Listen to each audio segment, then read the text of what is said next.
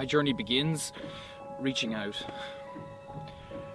Reaching out for a mother, reaching out for a father, reaching out for a friend, anybody to share my guilt and shame about myself. I was neglected as a child.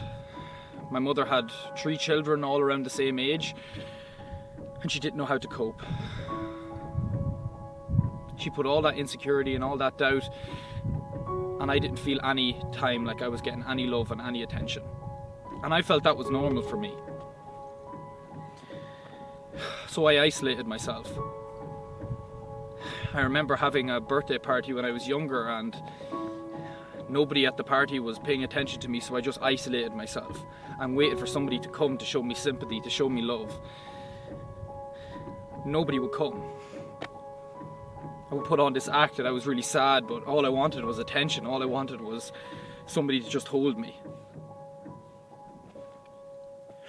And it didn't stop when I was younger. I went on to secondary school, and I adopted this attachment to groups. Secondary school for me and high school for me really forced me to go towards a group and change everything for that group. Not doing anything for myself. Telling them to, and them showing me to change who I was. I was changing who I was every single day, because anything that I would say that wouldn't be validated, I would feel crushed. I would study soccer, I would study rugby, I would study everything about sport, everything about movies, everything about music, and the music and the movies and the sport that group liked, just to feel accepted in it, because I didn't want to feel neglected. And I thought this was normal behaviour. I thought everybody was going through this. Everybody was being bullied. I didn't even recognise it in school. All my activities, everything I did, from study in school to be the best I could be, and just putting myself in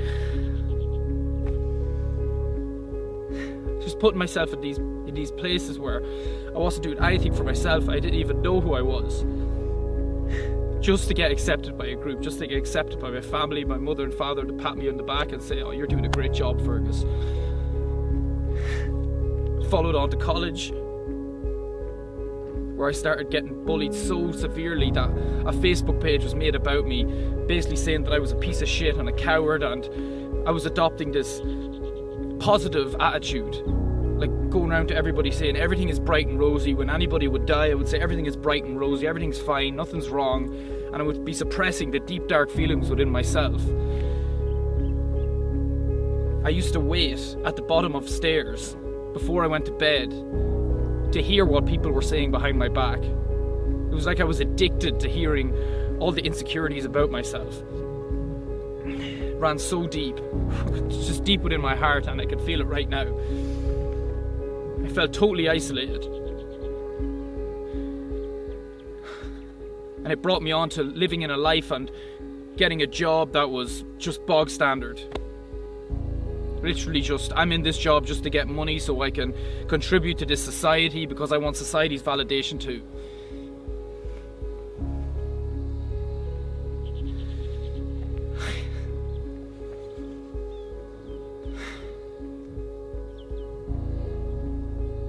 And then I had a call.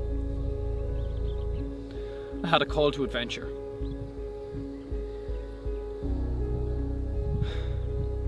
When I was in the States and I was over there on my own, and everybody started to leave America when I was there on a work and travel visa, I started to really feel into who I was, because I was left isolated and I wanted to travel on my own. But that was met with resistance as well. My family called to me and said that my grandmother was dying, to come home from the funeral. And I had a choice to make. Whether to stay in America, go travelling on my own, or to go home. And I felt a deep call within me, and I made the choice to go it alone. So I travelled America on my own. I travelled all of California. And I really found out what I love to do. And I had no money at all, and I felt I had everything.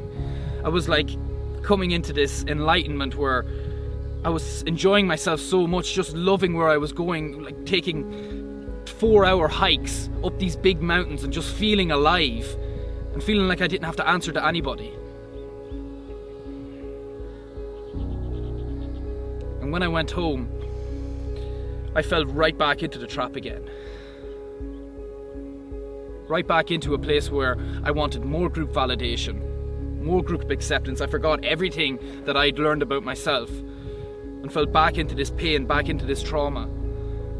Answering to everybody, going to different groups saying, I'm this person for you, going to another group saying, I'm that person for you. And if those two groups met, they wouldn't be able to recognize who the hell I was.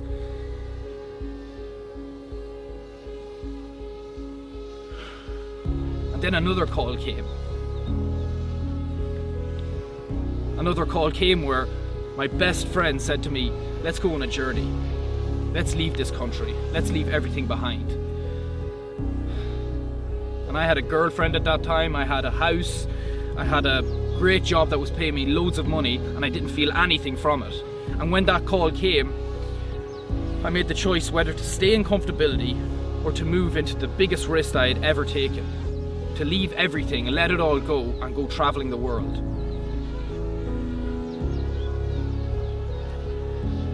So when I made that call to adventure,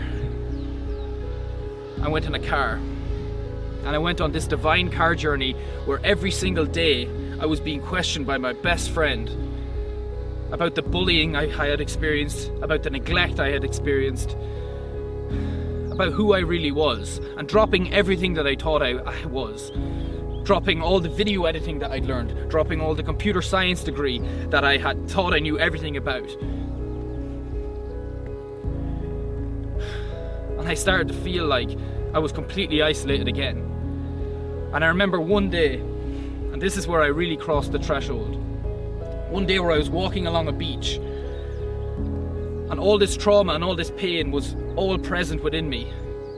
I started to get these rocks, and I started to put all my pain into those rocks. I started to say, you're a piece of shit, you're a coward, and throw that rock into the ocean.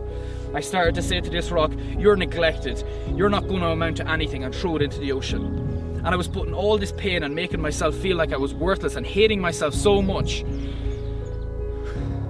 that I got to the end of the beach and I raised my arms out like this. And I said, I'm nothing. I'm nothing right now. And a little voice in the back of my head said to me, what does that mean? What does that mean for you right now? I started to walk back. I started to walk back on that beach, and I started to feel like I was everything. I started to feel everything that I needed, everything that I was. Like I had full health. I had my eyes, I had my ears, I had my nose, I had my mouth, I had everything. And I was everything. I didn't have all these external things. I didn't have anything around me, but I had everything.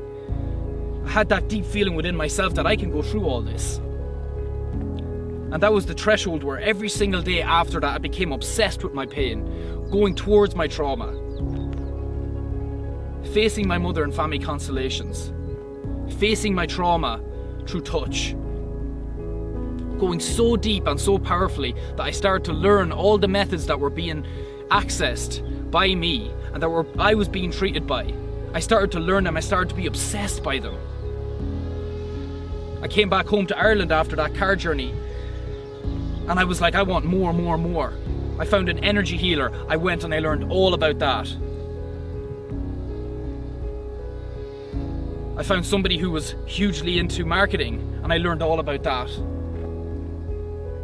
I went deeper into video.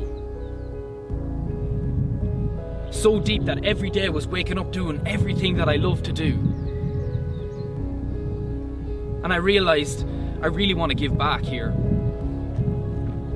I really want to coach people. So all that pain and all that understanding that I felt and that I feel right now for all my pain and all my trauma has now become my power.